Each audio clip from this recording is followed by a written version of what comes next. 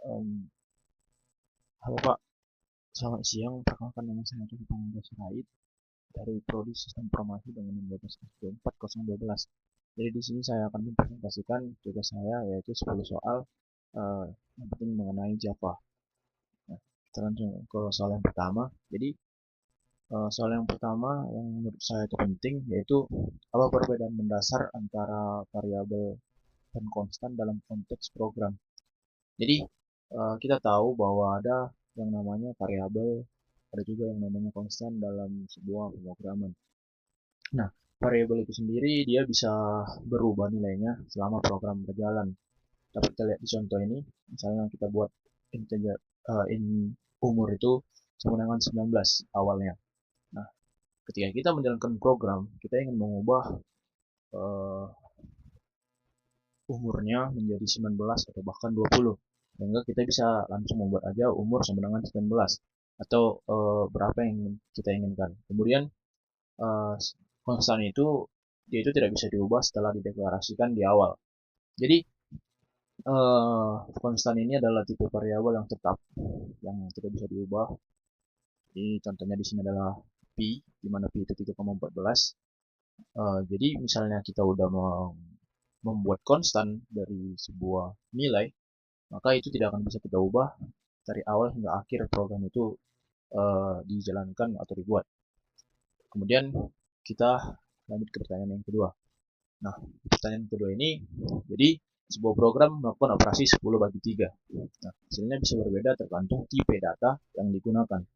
Pertanyaannya, yang pertama, jika menggunakan tipe integer, berapa hasilnya? Nah, untuk tipe integer ini sendiri, dia itu di dalam sebuah program akan menghasilkan bilangan bulat. Sehingga 10 bagi 3, di integer itu hasilnya adalah 3. Nah, kemudian jika menggunakan tipe double, berapa hasilnya? Nah, tipe double ini sendiri berbeda dengan tipe integer, di mana dia itu memuat bilangan desimal. Sehingga kalau kita menggunakan double, maka hasilnya itu akan 3,33333 sampai selesai. Sampai seterusnya tidak akan ada ujungnya. Karena 10 bagi 3 memang 3,333 seterusnya. Terus pertanyaan yang ketiga, kenapa hasilnya bisa berbeda? Padahal kan operasinya sama. Padahal operasinya sama gitu, 10 bagi 3. Nah, jadi sebenarnya di komputer itu dia nggak mengerti matematika seperti manusia. Seperti halnya kita, kalau kita dibilang 10 bagi 3, kita tahu itu tidak habis dibagi 3. Nah, komputer tidak seperti itu.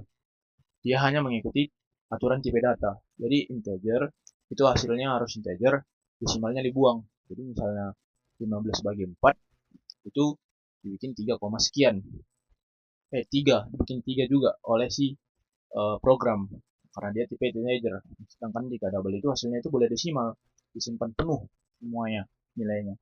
Jadi kalau tadi 15 bagi 4 itu di integer 3, tapi kalau di double itu 3, sekian. Dan kita lanjut ke soal selanjutnya. Nah, soal nomor 3 ini saya itu membuat kenapa kita bisa harus menggunakan gitu. Jadi perhatikan dua cara berikut untuk menentukan angka 1 sampai 5. Nah, cara pertama itu adalah manual, di mana kita harus menginputnya atau kita harus membuat program di mana berulang sampai 5 kali. Nah, kemudian cara yang kedua kita menggunakan looping. Bisa dilihat di sini bahwa menggunakan looping itu lebih simpel ya. Nah, jadi looping itu lebih scalable. Jadi scalable itu dia itu lebih fleksibel. Jadi misalnya kita kalau masih 1 sampai 5 oke lah kita bisa membuatnya secara manual. Tapi bagaimana jika udah 100 ribu atau bahkan 1 juta? Maka looping lah cara yang lebih bagus. Nah, itulah makanya disebut scalable. Karena kita tinggal mengubah bagian dari conditionnya sesuai dengan yang kita inginkan. Jadi pertanyaannya, apa perbedaan utama dari kedua cara tersebut? Perbedaan utamanya ya pasti efisiensinya.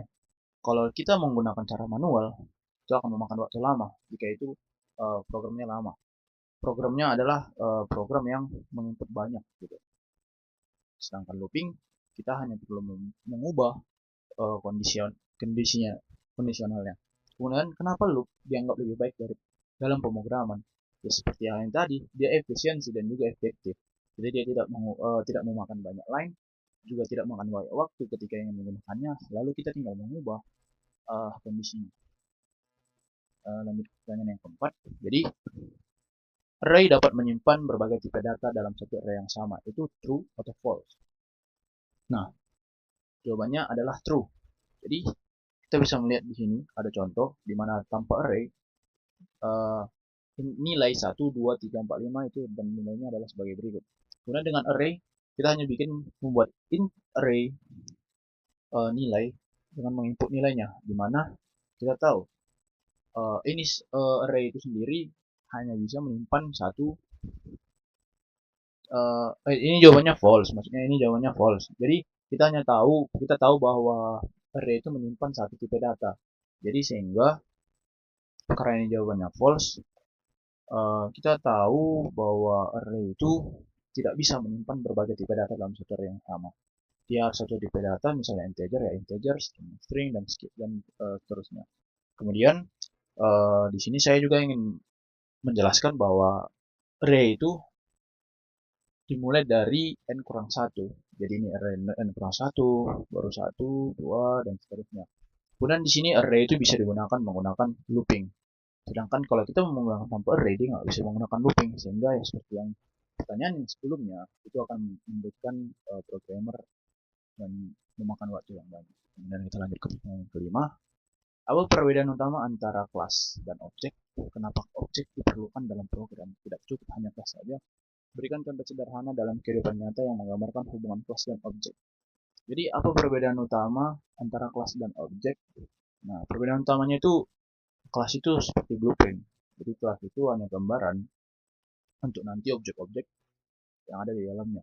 Nah, kemudian objek itu adalah instan nyata dari kelas. Jadi seperti yang saya bilang tadi, kita udah punya blueprintnya nih. Nah, nyatanya apa? Nah, nyatanya itu adalah objek. Jadi bisa kita bilang kelas itu seperti cetakannya dan objek itu adalah hasil cetakannya. Terus kenapa objek diperlukan dalam program? Tidak cukup hanya kelas saja. Nah, karena kelas itu hanya definisi, dia nggak bisa digunakan langsung. Jadi kita mendefinisikan kelasnya, kita tidak bisa menggunakan kelasnya karena tidak ada objek di dalamnya. Nah, objeklah yang menyimpan nilainya, terus menjalankan metodenya. Jadi tanpa objek, programnya tidak akan berjalan. Nah, yang ketiga, berikan contoh sederhana menggambarkan hubungan kelas dan objek. Nah, contoh yang saya ambil, seperti contoh yang Bapak jelaskan juga pada saat kelas, yaitu kalau kelas itu mobil, objeknya itu ya mobil warna merah, mobil warna hitam, Pajero. Nah, jadi kelas itu ya hanya prototipe mobil. Mobil itu banyak, untuk motor gitu. Nah, objek itu adalah uh, instance-nya gitu, hasil nyatanya, mobil apa gitu, kayak motor apa. Jadi yang benar-benar ada, dia bukan hanya cetakannya tapi hasil cetakannya. Dan pertanyaan yang keenam, uh, kenapa OOP digunakan tidak cukup hanya function? Kenapa saat object oriented program digunakan itu tidak cukup hanya function. Jadi OOP digunakan karena menyatukan data dan fungsi dalam objek, membuat program lebih terstruktur dibanding function yang terpisah. Di sini ada kata kuncinya yaitu menyatukan data dan fungsi dalam objek. Dapat kita lihat dalam kode ini. Jadi ada kelas mahasiswa yang menyimpan atribut string nama dan nilai. Kemudian di sini ada sebuah tipe data untuk menampilkan data, di mana nama, menampilkan nilai dan nilai. Di sini dapat kita lihat bahwa kalau dia hanya function, uh, terus function terpisah itu tidak akan bisa dipanggil. Sedangkan di sini jika dia ada datanya, ada fungsinya juga, maka dia tinggal menampilkannya aja. Jadi ada datanya, ada fungsinya, ya secepat itu. Itulah kenapa OOP tidak cukup hanya function. Nah, kemudian pertanyaan selanjutnya itu apa itu association dalam OOP? Nah, association itu adalah hubungan antara dua objek yang saling berinteraksi tanpa saling memiliki langsung. Jadi association itu bisa dibilang ada dua objek, dia itu bisa berinteraksi padahal tidak ada hubungannya, tidak ada bukan tidak ada hubungannya tapi tidak ada relasi langsung gitu. Nah, contohnya adalah seperti berikut. Ada kelas mahasiswa yang menyimpan string nama dan dosen. Nah, dosen-dosen ini adalah association-nya. Mengapa begitu? Jadi misalnya ada mahasiswa, namanya bikin aja si Sandi gitu. Nah, Sandi ini dia itu bisa berelasi dengan dosen mana yang akan mengajar si Sandi. Jadi meskipun dia itu nggak saling memiliki secara langsung, bisa tapi bisa dihubungkan gitu. Walaupun kelasnya berbeda nantinya, dia tetap bisa dihubungkan langsung. Kemudian pertanyaan selanjutnya yaitu dalam OOP terdapat konsep inheritance, polymorphism, encapsulation, dan abstraction. Apa itu? Jadi inheritance itu sendiri dia itu memungkinkan kelas mewarisi sifat lain kelas lain. Jadi nggak perlu nulis kodenya ulang. Nah, contohnya kayak kita punya kelas hewan nih, kelas hewan di mana kelas hewan ini menyimpan suara hewan. Nah, kemudian kita punya kelas kucing, di mana kelas kucing ini bisa mewarisi sifat kelas lain yaitu kelas hewan tadi.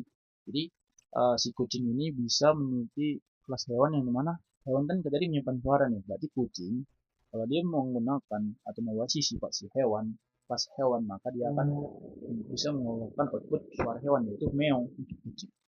Nah, begitulah kira-kira inheritance. Kemudian ada encapsulation. Jadi encapsulation ini melindungi data dengan membatasi akses langsung. Jadi dia encapsulation ini kita bikin private gitu. Jadi dia nggak bisa sembarangan diakses oleh kode-kode lain, oleh yang lain gitu. Terus ada abstraction, di mana itu menyembunyikan detail kompleks dan hanya menampilkan yang penting. Jadi abstraction ini seperti halnya kita punya uh, punya sebuah pekerjaan, nah kita mengerjakannya secara kompleks, tapi yang kita tampilkan itu adalah simpelnya gitu. Gimana caranya dia itu abstrak tidak detail. Nah, begitulah abstraction. Nah, kemudian ada polymorphism. Nah, polymorphism sendiri dia memungkinkan satu metode memiliki banyak bentuk. Jadi polymorphism ini bisa dibilang kita punya banyak metode nih, tapi bentukannya banyak. Metode A misalnya, tapi metode A ini banyak bentuknya, ada bentuk 1, 2, 3, 4 dan seterusnya. Nah, itu tergantung dengan objek kita. Jadi bisa dibilang bahwa OOP itu membuat program di mana aman itu ada encapsulation, seperti saya bilang tadi dia private. Nah, kemudian sederhana dia abstraction, terus kemudian bisa diwariskan oleh kelas lain itu inheritance dan fleksibel yaitu polymorphism. Nah, pertanyaan yang ke-9 yaitu apa tujuan utama dari requirement analysis dalam pengembangan sistem? Ya, ini dia lebih kaitannya ke kita membuat program itu pasti harus ada requirement-nya gitu. Jadi apa tujuan utamanya yaitu memahami kebutuhan unsur agar sistem yang dibuat sesuai dengan masalah yang ingin diselesaikan. Jadi untuk materi ini saya sendiri buat pada soal ini karena kita nggak bisa sembarangan membuat program yang tidak sesuai dengan kebutuhan user. Karena itu kita harus menggunakan requirement analysis, kita harus menganalisis kebutuhan user secara lengkap, apa keinginan user, bukan keinginan, lebih ke apa yang memang mereka butuhkan, sehingga ketika kita memprogram itu akan tepat sasaran dan kita hanya perlu menjamin sendiri. Ini pertanyaan yang terakhir yaitu berikan sebuah kode seperti berikut yaitu kelas mahasiswa, ada sebuah kelas yang mahasiswa, kemudian atributnya string nama dan nilai. Kemudian di sini ada void temple, ada sebuah uh, sintaks untuk menampilkan yaitu system out print ln yang mana akan menampilkan nama diselangi oleh titik 2 dan nilainya juga. Kemudian di sini ada kelas main di mana ada mahasiswa M1 dibuat menjadi objek new mahasiswa dan mahasiswa M2 dibuat jadi objek new mahasiswa juga. Di mana mahasiswa 1 yang udah tadi dibikin adalah M1 itu ada namanya Coki, saya sendiri. Kemudian ada nilainya 90, kemudian ada Budi, M2 dan 80, kemudian ada M1 tampil yang dimana tampil itu adalah print atau mengoutputkan mengeluarkan keluaran seperti nama titik 2 ini. Jadi apa output dari kode di atas? Jadi output dari kode ini sendiri kita bisa lihat sendiri. Pertama dia membuat kelas mahasiswa yang mana atributnya nama dan nilai. Di menu utamanya dia membuat objek baru yaitu mahasiswa, di mana namanya adalah Coki, kemudian nilainya 90. Jadi outputnya yang untuk M1 tampil adalah nama Coki titik 290, Coki titik 290. Kemudian untuk M2 adalah Budi titik 280. Jadi Di sini sudah ada semuanya. Jadi kodenya outputnya adalah coki titik dua nilainya, kemudian nama si nama dua atau budi titik dua. Jadi itulah outputnya di atas. Jadi sekian dan terima kasih. Terima kasih Pak.